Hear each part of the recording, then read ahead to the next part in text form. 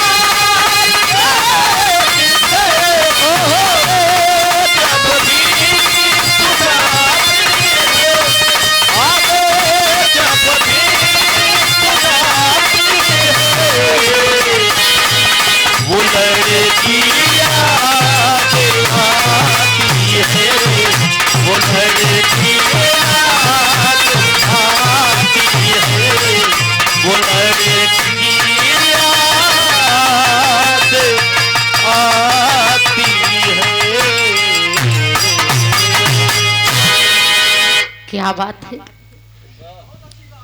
आप बड़े भैया नीरज भैया 21 रुपए दे के ये हमारे हारमोनियम मास्टर धीरज पाल भैया जी का सम्मान किए। बहुत बहुत प्रणाम।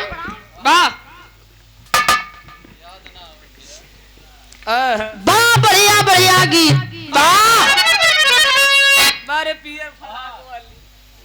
पियर फराक। हाँ ये मौका देख के चौका मारत हो। हाँ ए भैया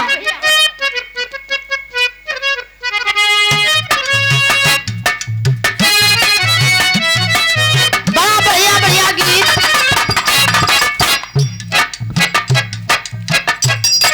न आना बुरा है न जाना बुरा है। हसीनों से दिल का लगाना बुरा है। लगाना बुरा है। बहुत बढ़िया लाल जी लहरी गुरु जी के गीत। गुरु जी के फटका। स्वर्गीय जनाब हैदर अली गुरु जी के झटका। अदद्दा राम कैलाश गुरु जी के लटका।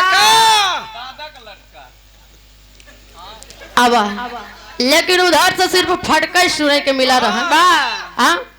और हैदर अली गुरु जी के दद्दा राम कैलाश के लटका छोड़ दे रहे। अब भैया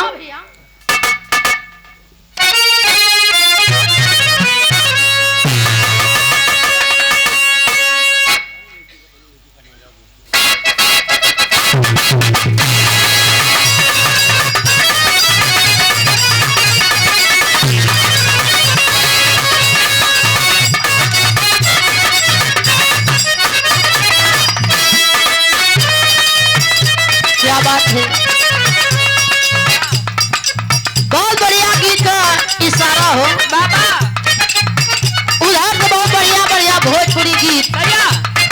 भाग चला भौजाई देवर धक्का मारा। तमाम प्रकार के गीत एकदम नए नए जो मार्केट में चलत रहे। लेकिन हमारे मास्टर साहब इशारा कर रहे थे कि मनोरंजन बदे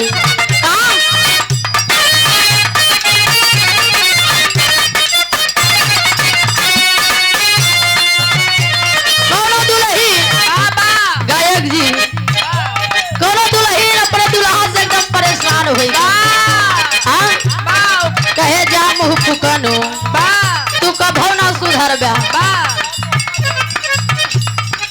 कहे दुल्हनिया का कहे यह बात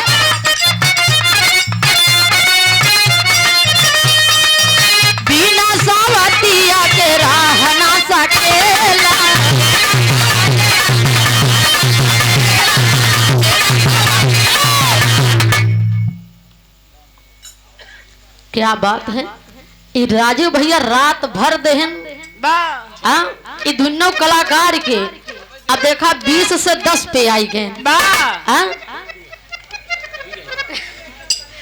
अब लगा था 10 रुपए का।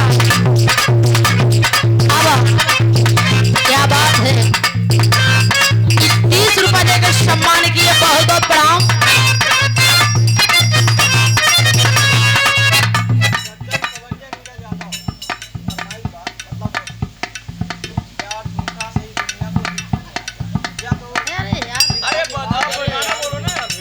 बस समझ लिए भैया क्या बात है, 21 रुपए देके हमारे नीरज भैया सम्मान किए, फरमाइश बा प्यार झूठा सही दुनिया को दिखाने आ जा।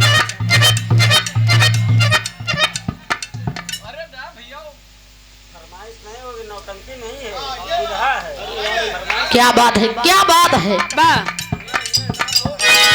जोरदार ताली हमारे भैया जी के लिए। वाह कहा था कोई नौटंकी नहीं है, यहाँ फरमाइश नहीं चलेगी, विराह का मंच है भैया।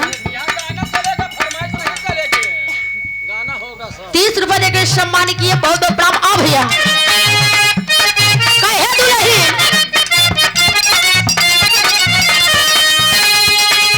बिना सावतिया के राह ना सकेला,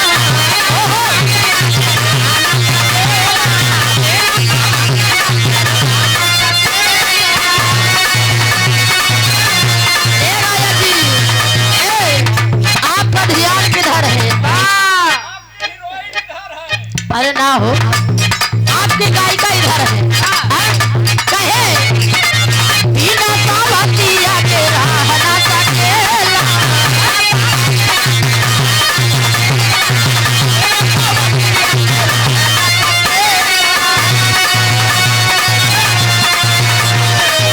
हमारा तो झूठा हुई भाषा मेरा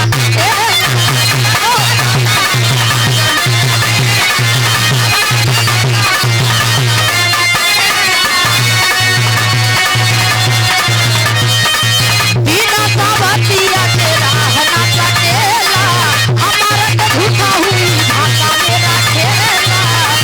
कहे दुल्हन एक बार दिल के सुकून दई,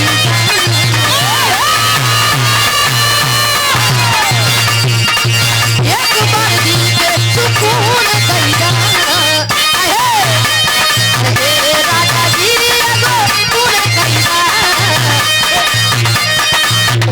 राजा जी एगो पूरे कईदा, अपने ही हाथे पूरे कईदा, राजा जी एगो अपने ही हाथे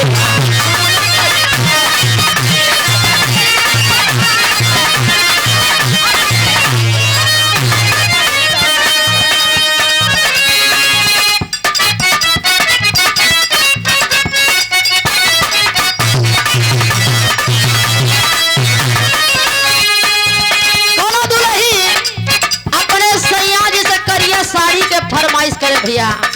कैसे हे राजा काला साड़ी लई है,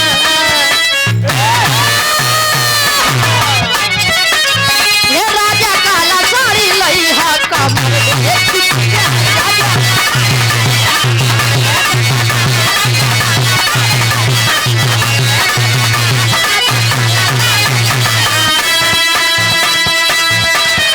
कहे दुल्ही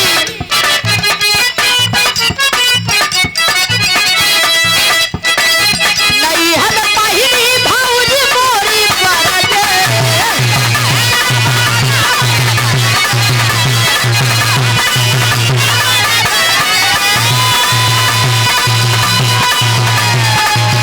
दुल्ही कहे राजा जी जब हम करिया साड़ी नैहर में पहिरी तो हमार घर वाले देख के डर बर जाते, कहे नहीं हम पहिली भौज मोरी करज,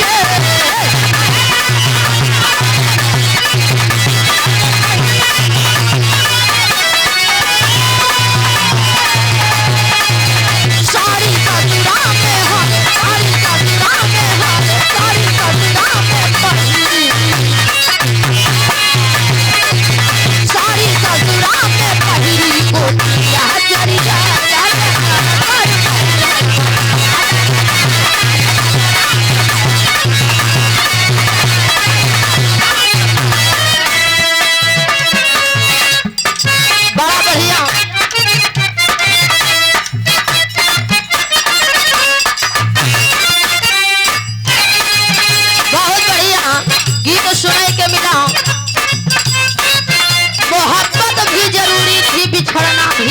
ही था।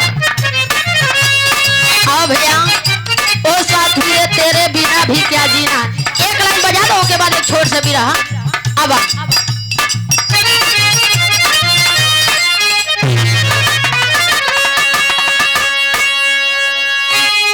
अरे अखिया तो हरा ही रोइया, अरे अखिया तो हरा ही रहिया।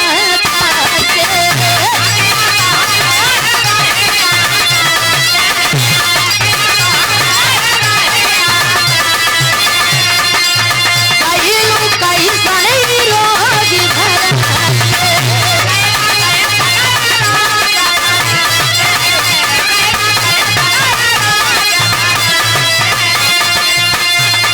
हेलो, क्या बात है।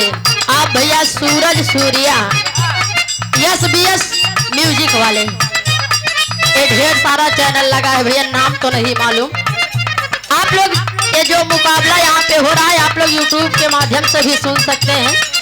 और SBS म्यूजिक वाले भैया, आप सूरज सूर्या, आपकी तरफ से 51 रुपए के महान पुरस्कार, बहुत बहुत प्रणाम। कहे आखिया तो हरा ही रोइया,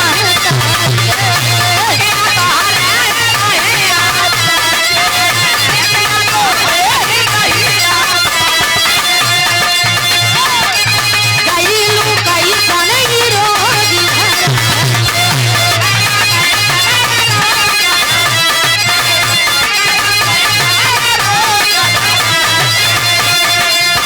ई मिलन वाला मान पर बेठान जान, ई मिलन वाला मान पर बेठान जान, दिल हमर लागे कहीं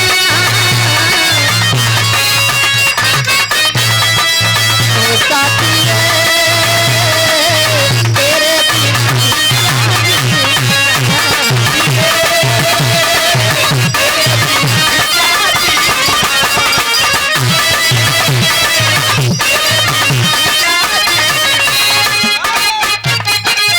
फूलों की गलियों में, सपनों की गलियों में, फूलों की गलियों में, सपनों की गलियों में, फूलों की गलियों में, फूलों की गलियों में, सपनों की गलियों में, तेरे बिना कुछ कहीं ना, तेरे बिना भी क्या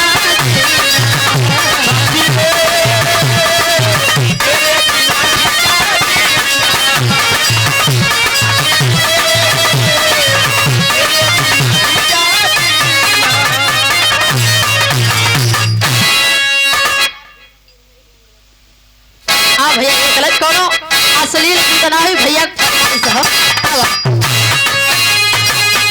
प्यार झूठा सही दुनिया को दिखाने आजा, प्यार झूठा सही दुनिया को दिखाने आजा, प्यार झूठा सही दुनिया को दिखाने।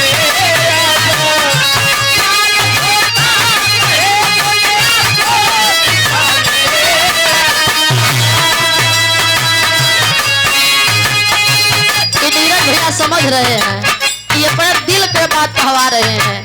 हाँ?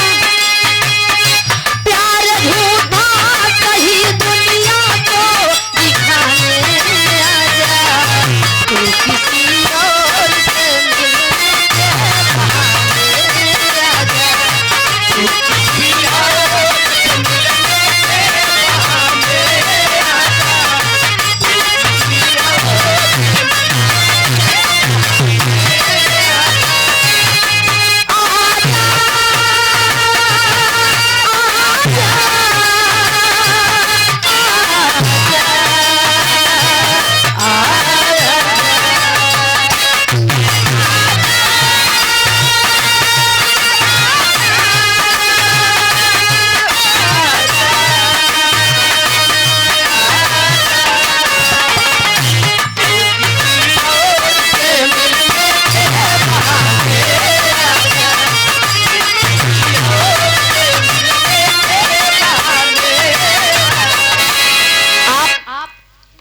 के बहुत अच्छे एक गायक महोदय जी के साथ में संगत कर रहे हैं, वो बढ़िया कोरस बोलते हैं। अब बड़ा बहुत बढ़िया कॉमेडी।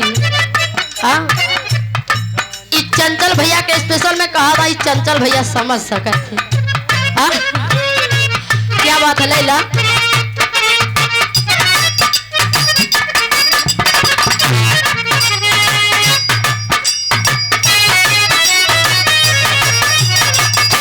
आओ भैया बहुत बढ़िया भी रहा। राजा विक्रमादित्य की कहानी इधर से और राजा चंद्रसेन जी की कहानी उधर से। राजा चंद्रसेन जी त्रेता युग के राजा थे, लेकिन वो नाग के जौन मार दे नाग फनी के डाल पे और नागिन श्राप देती है। इधर वैसे मृत्यु होता राजा चंद्रसेन जी के अगले जन्म में, यानी कि द्वापर युग में भीष्म पितामह जी के रूप में। कौन? साहब यादव भैया और नीरज यादव। ये जो प्यार झूठा सही दुनिया कोई भैया के फरमाइश पूरी की, इसके लिए धन्यवाद दे रहे हैं। बहुत बहुत प्रणाम भैया, 21 रुपए के सम्मान किए, बहुत बहुत प्रणाम। भैया जैसी करनी वैसी भरनी, जो जैसा करेगा वैसा ही भरेगा। बहुत बढ़िया बिरहा रहा। इधर से अगर आप लोग कहिए तो महाभारत से, नहीं तो कौन वीर रस। हाँ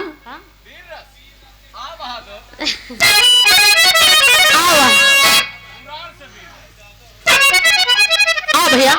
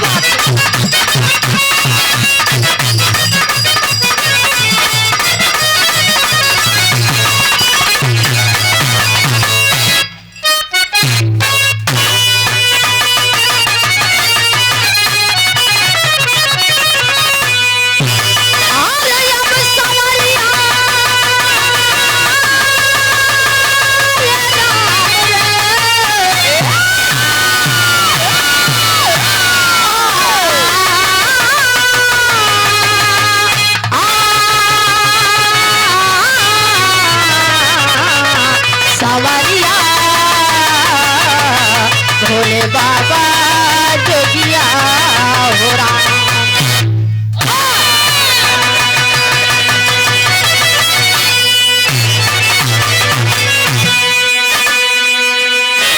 गौर करेंगे बाबूजी, बहुत बढ़िया करुण रस, अब बीजे बीजे में हाथ से रस, अब बहुत बढ़िया वीर रस। ताल ठोक के गायक महोदय जी अब वीर रस का भूमिका हो गया। अब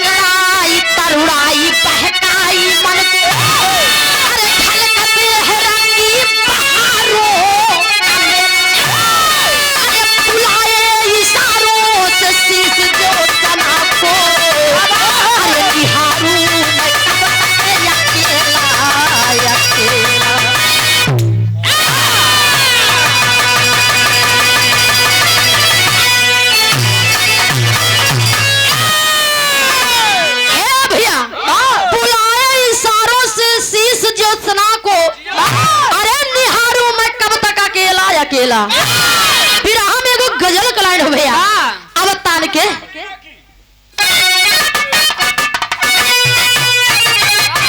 क्या बात है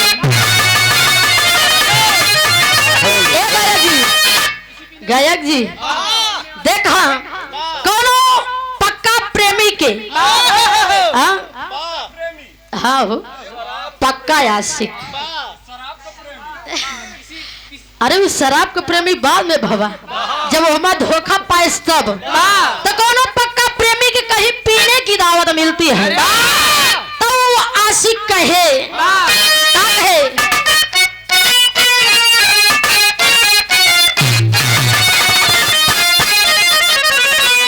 ये बात कहे अरे आज पीने की दावत है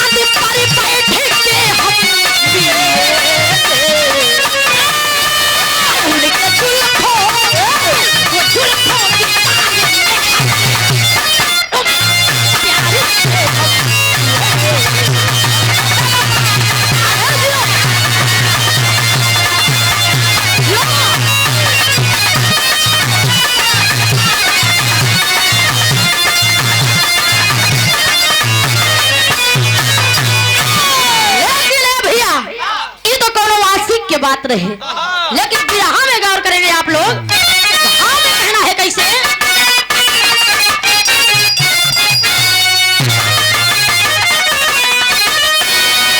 अरे झूमती है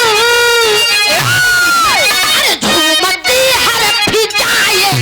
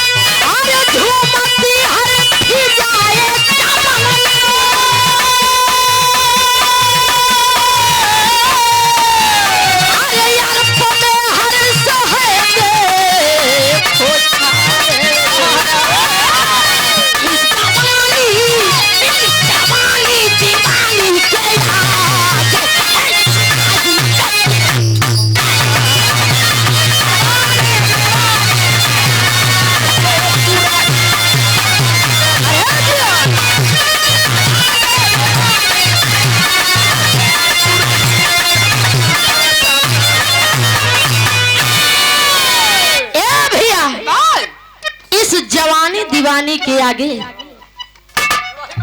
सुराही में समुंदर का पानी। यानी कि कहा जाता है कि भैया भले बांध ले कोई दरिया का पानी, अरे मगर ये जवानी तो बांध ही ना जाए। यही से बिरहा में कहानी की शुरुआत जौहरी में भैया।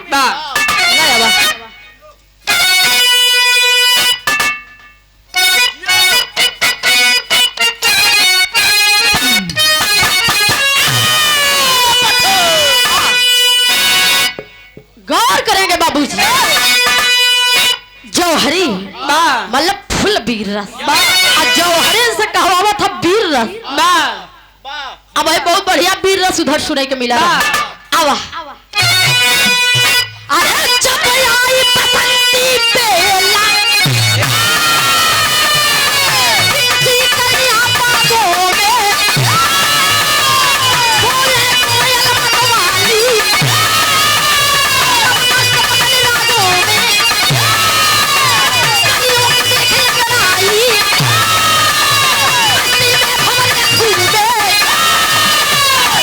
रूप का प्याला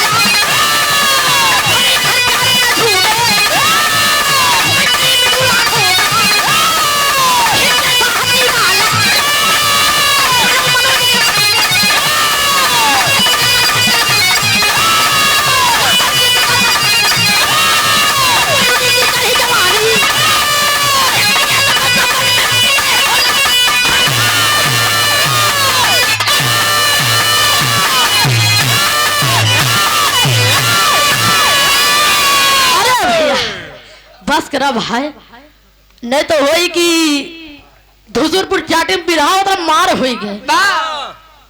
भट्ठा गीजा टूट गया।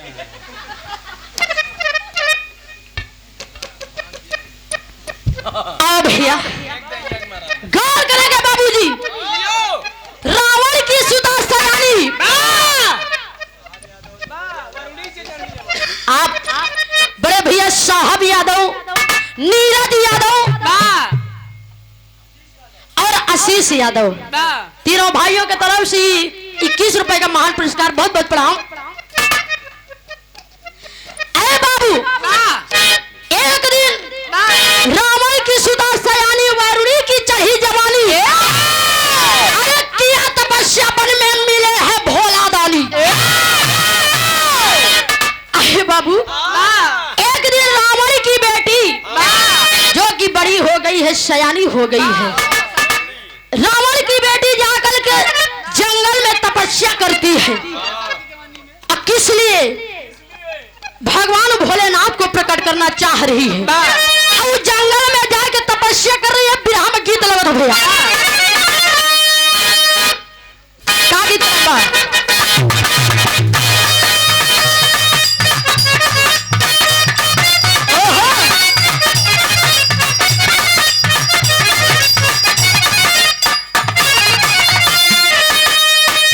यह गीत क्या है बा? भैया एक फिल्मी गीत है, हाँ हिंदी सॉन्ग।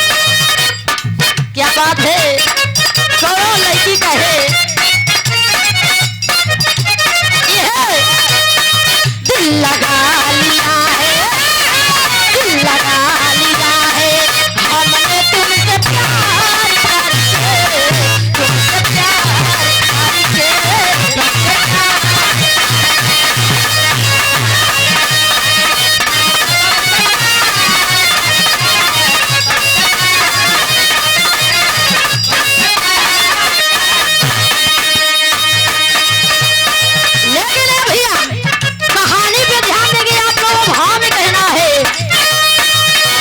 तपस्या वरुणी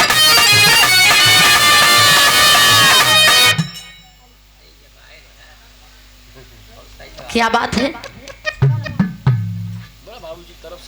आप बाबूजी के तरफ से जगदेव प्रसाद बाबूजी, ये सब आपका आशीर्वाद है बाबूजी। आपकी तरफ से ये पुरस्कार नहीं बल्कि आशीर्वाद है।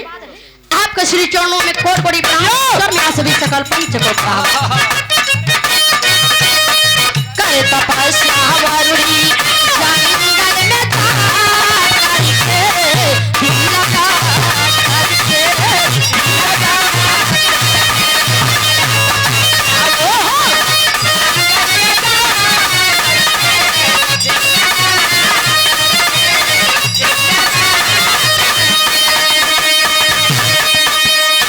ए भैया करे तपस्या वरुणी जंगल में जा करके, दिल लगा करके, वरुणी सच्ची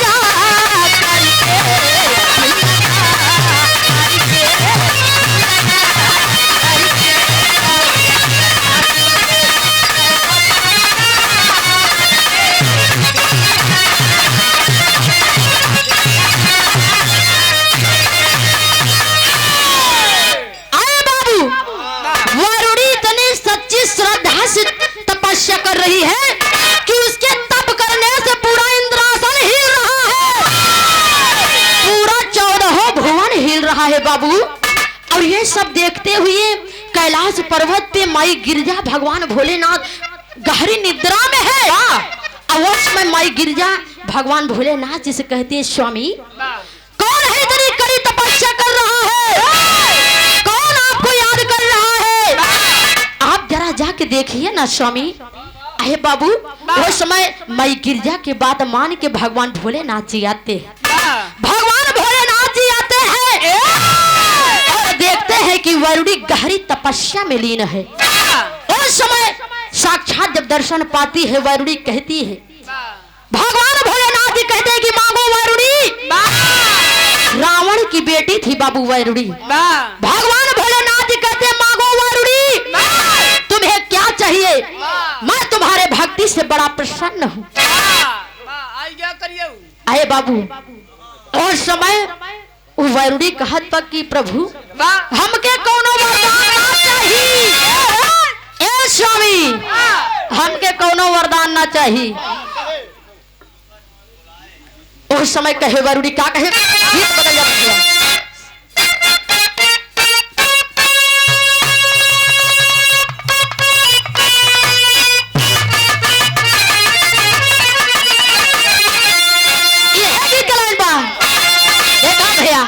सब पूर्वांचल वाले हाँ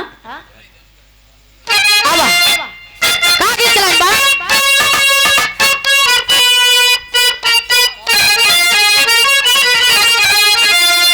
अरे पिया परदेसिया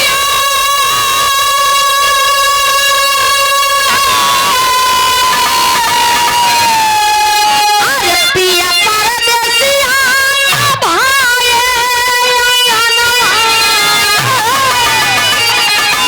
भाई पिया परदेसिया नभाए जनवा अरे बिरही बनल बाया रिया हो मोरा उड़े जाए रिया मोरा उड़े जाए ओहो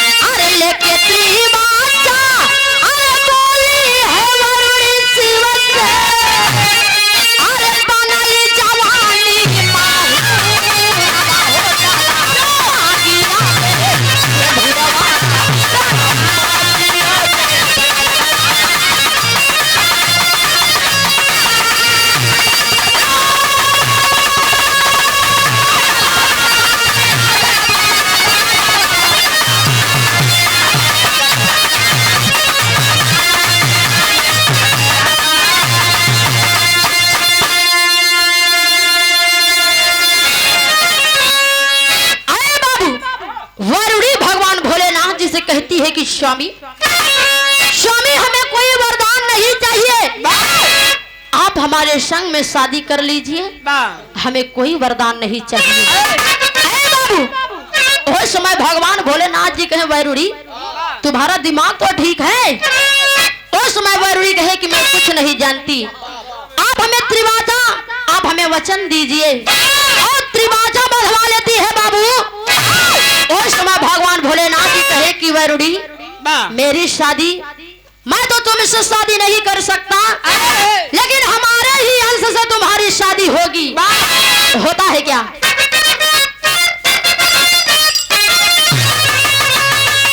अरे देखे वरदान भोला का है उस युग में, अरे शादी कर तोहरे संग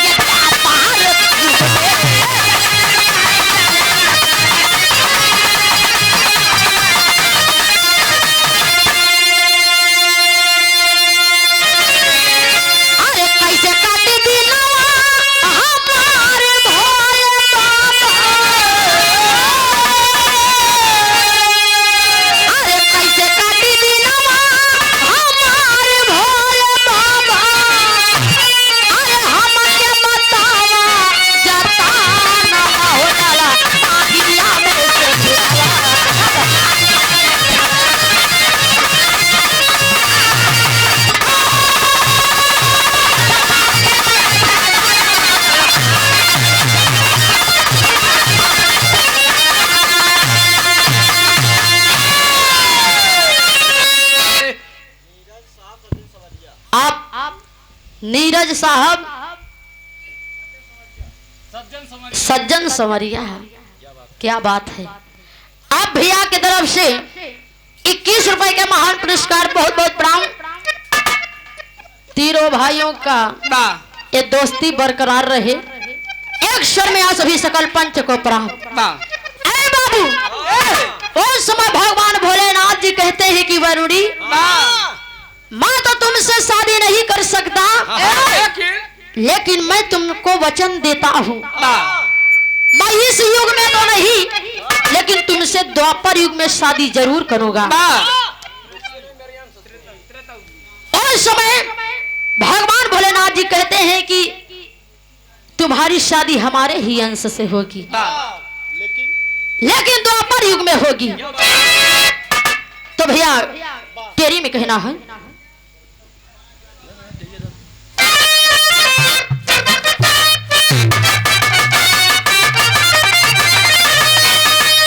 अरे जवानी जुल्मी ज्वाला,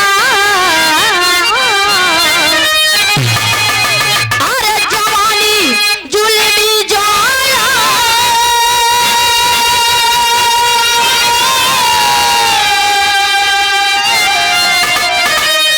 जवानी जुल्मी ज्वाला बन गई, अली से कली पिलक हो करता कौन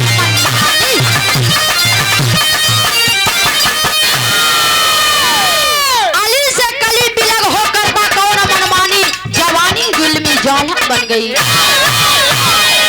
अरे बाबू, ऐसे रावण की बहन थी सुपंखा, इतनी निर्लज्ज थी, यानी उसको मान सम्मान की कोई कदर ही नहीं थी बाबू।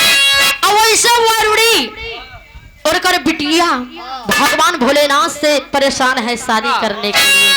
अरे बाबू, होता है क्या बिरहा में गीत लौट भैया।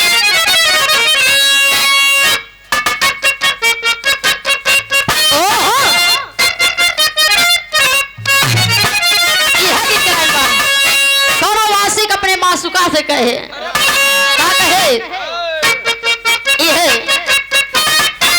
अरे झनक झनक झनकावा कि झनक झनक झनकावा, गोरी हम के ना बहकावा, अरे झनक झनक झनकावा, गोरी हम के ना बहकावा, लाली लाली ओढ़निया ओढ़ावा, बोलावा कह के आई लव यू, लाली लाली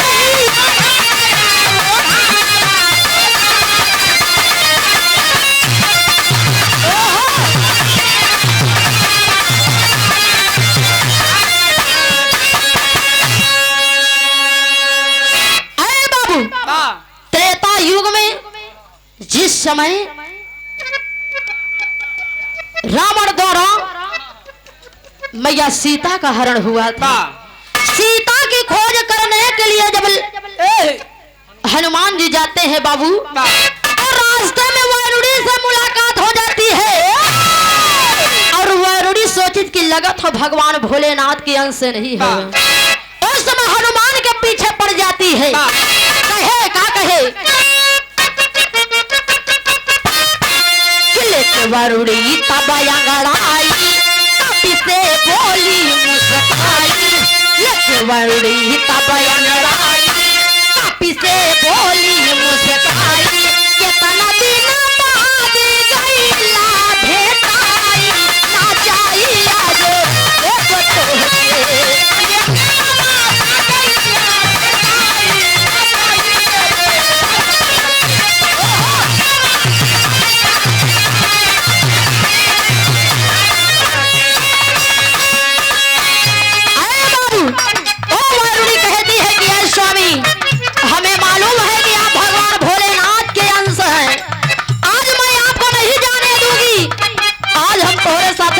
कहीं के रहत। ए भैया कहे वरुणी,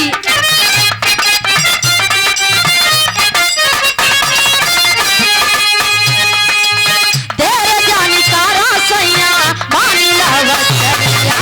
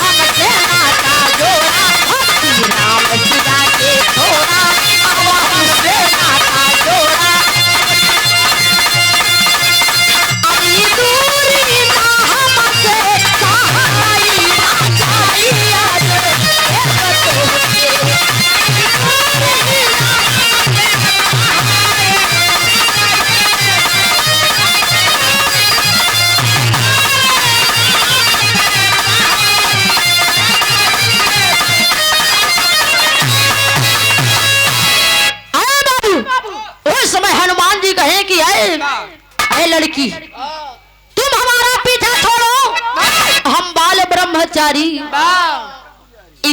अभय सिया के पुजारी कहाँ से पीछे पड़ गई नारी। ए भैया, उस समय हनुमान जी कहेंगे, आए वारुणी, मैं अपने दिल में सिर्फ भगवान श्री रामचंद्र जी को, सिया जी को रखता हूँ।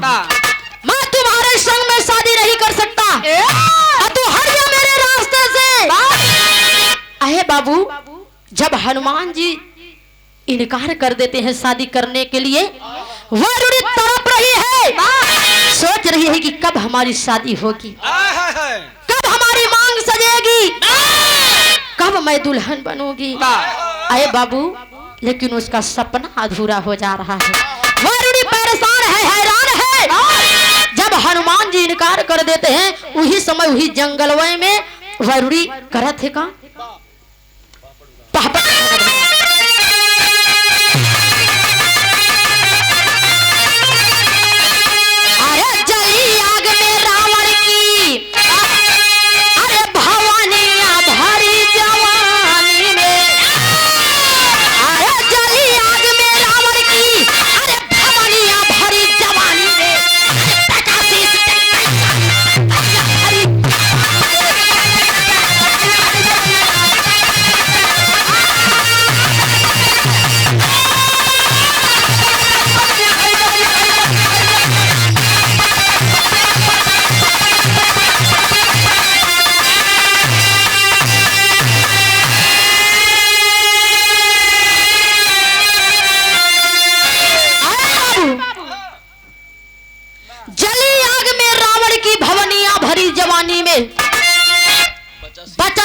जल गई सारी बदनियां भरी जवानी में। पूरा बदन, जब हनुमान जी इनकार कर दिए बाबू, तो वारुणी अपने बदन में आग लगा करके जल के राख हो जाती है। पूरा बदन जल करके राख हो गया।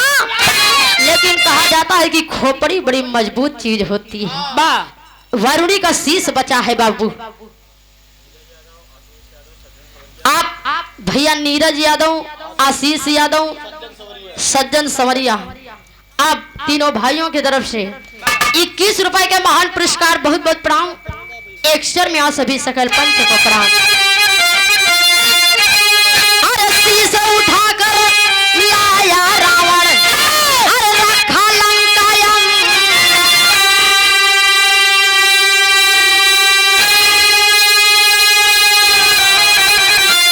अरे राख बटोर कर किया प्रवाहित, अरे जाके बीच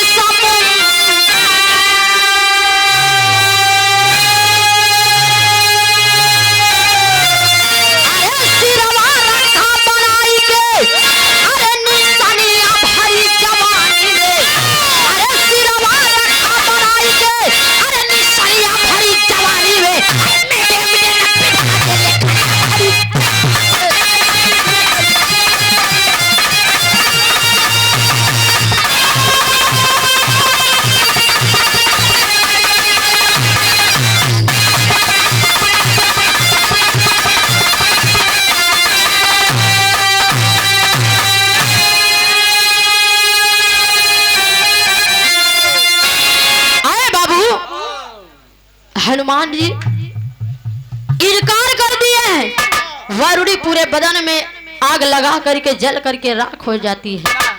और जब ये बात लंकापति रावण को खबर होती है कि मेरी बेटी जंगल में आग लगा करके पूरे बदन को राख कर डाली है, और समय लंकापति रावण जाता है बाबू, और राख जो पूरा शरीर जल करके जो राख हुआ है उसे ले जाते हैं समुद्र में प्रवाहित करते हैं, और जो शीश बचा है उसे अपनी बेटी की निशानी बना करके अपने लंका में ले जाते हैं और रख देते हैं। निशानी बना करके कि मेरी बेटी वारुणी का शीश है, निशानी बना करके रख देते हैं। होता है क्या भैया, आल्हा करना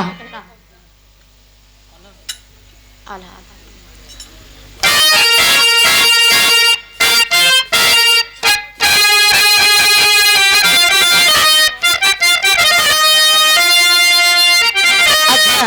आओ भैया चौलरिया।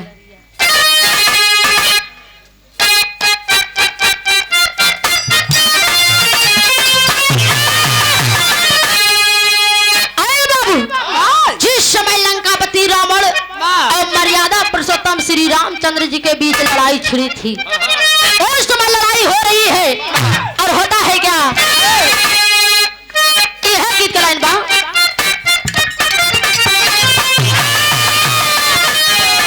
अरे पाली उमर कमर लचकनिया,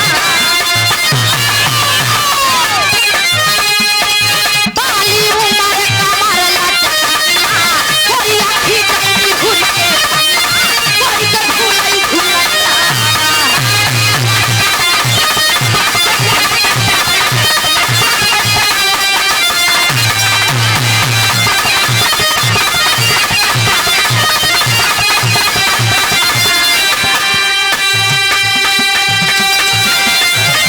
लेकिन उस समय जंगल में हो क्या रहा है बाबू, इस समय रावण और भगवान श्री रामचंद्र जी के बीच लड़ाई हो रही है। अरे तलहा धनुष से पार कमर ले, फानवा हो जाना, गिर कर तलवारा।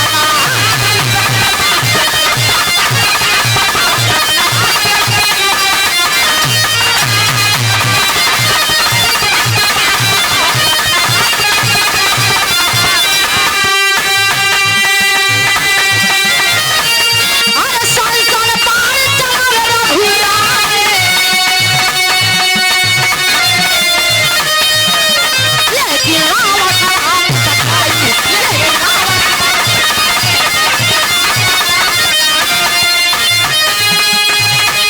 भग विभीषण तब बतलाई, नवा हो जवानवा, गिर कर तलवारा।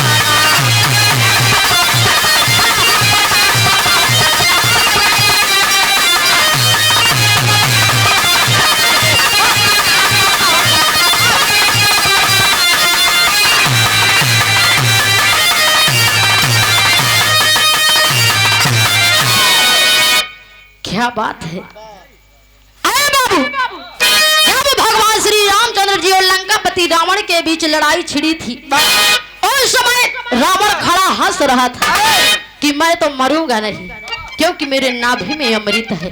और ये राम को पता नहीं है, अरे मेरे कहीं शीश में मार रहा है, कहीं मेरी भुजा को काट रहा है, लेकिन मैं मरने वाला नहीं हूँ। उस समय कहा जाता है कि बाबू, घर का भाई विभीषण, विभीषण जी जाते हैं और सारी भेद को बताते हैं। तब जाकर के भगवान श्री रामचंद्र जी को खबर हुआ कि लंकापति रावण, यानी ये रावण के नाभि में अमृत है। विभीषण जी कहते हैं कि प्रभु, अगर आप रावण के नाभि में वार करेंगे तभी ये मरेगा, अन्यथा ये मरने वाला नहीं है।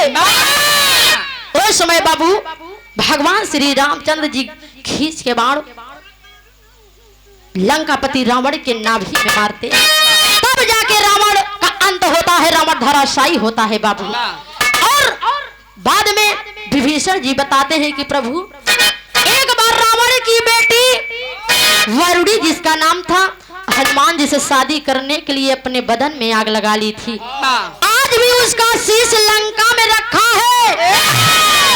प्रभु, हम यही चाहते हैं कि आखिरी इच्छा वरुणी की पूरी हो, उसकी मांग चली जाए। आप हनुमान जी से कह दीजिए वरुणी की शीश को, यानी उसकी मांग को सजा दे। अरे बाबू, उस समय होता है क्या, आलहम कहना है।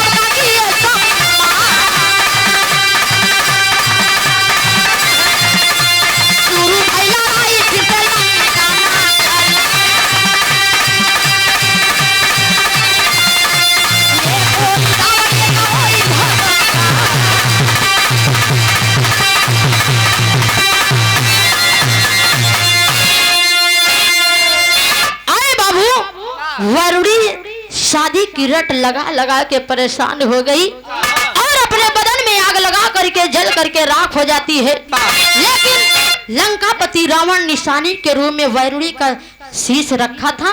वही शीश को भगवान श्री रामचंद्र जी आदेश देते हैं हनुमान जी को, कहते हैं कि हनुमान आप वैरुड़ी की मांग को सजा दीजिए। भले इसकी मृत्यु हो गई है लेकिन इसकी अंतिम इच्छा पूरी हो जाए। लेकिन इच्छा नहीं पूरी होती है क्योंकि वो जीवित नहीं है। मांग तो सजा देते हैं लेकिन होता है कि आखिरी भाव कहना खड़ी में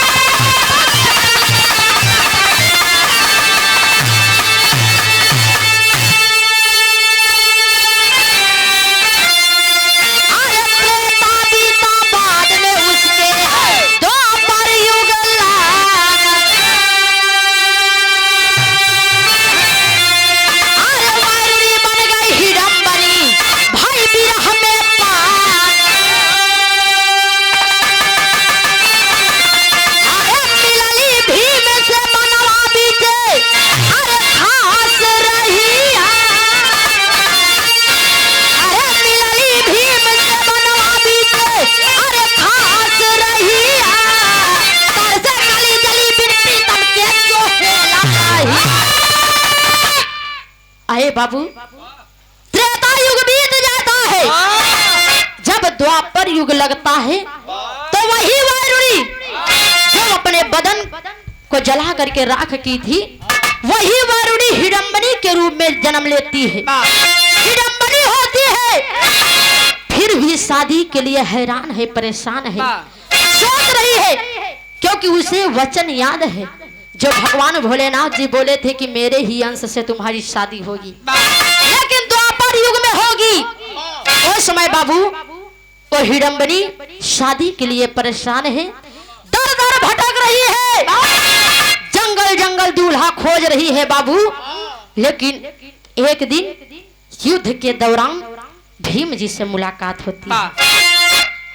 भीम जी से मुलाकात होती है और भीम जी से शादी हो जाती है और खुशी खुशी वो समझ जाती है बाबू, क्योंकि भगवान भोलेनाथ के अंश भीम भी थे और हनुमान भी थे।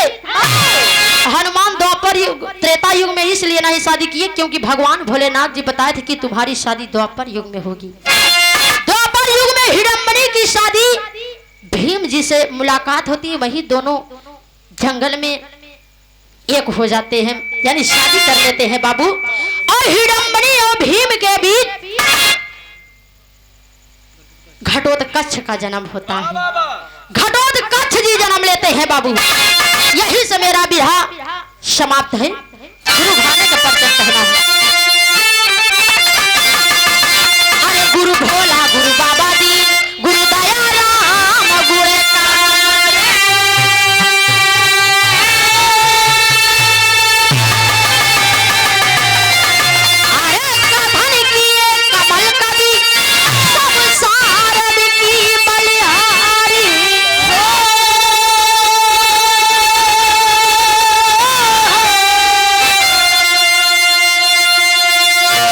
जवानी